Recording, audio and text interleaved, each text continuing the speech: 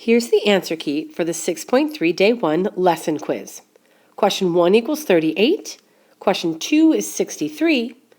Question 3, x equals 19, and the measure of angle n is equal to 68 degrees. If you got all of these correct, you're welcome to go on to our next task. Otherwise, if you missed any question, please follow along and I'll walk through the answers. For questions 1 and 2, it says use parallelogram ABCD at the right. What is the perimeter? We've talked about perimeter already. I think we had a question on our trapezoid worksheet, and the perimeter is just adding up all the sides around our shape. What helps us knowing about a parallelogram is that not only are opposite sides parallel, but opposite sides are also congruent. That means if AB is 9, then CD is also 9. If BC at the top is 10, then AD is also 10.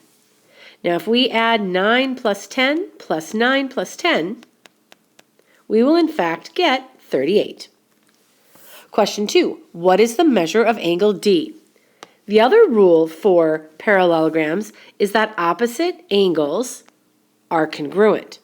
That means if angle B is 63 degrees, angle D is also 63 degrees. Question 3. Again, given parallelogram MNPQ, solve for x.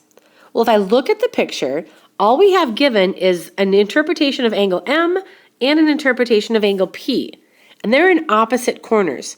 That means those two angles are going to be congruent to each other. To help us solve for x, we can set 6x minus 2 equal to 4x plus 36. With x's on each side, I like to move the smaller x over to the bigger x, and that way it stays positive. I'm going to move 4x over by subtracting it, and that would give me 2x minus 2. On the right, they cancel, and we get 36 left over. I don't know what I was going to write there. Let's fix that. 36. There we go. Now I need to move the negative 2 to the right-hand side, so I'm going to add that. Last but not least, divide both sides by 2. And we get x equals 19. There we go. But now we have to be careful. The second part says the measure of angle n.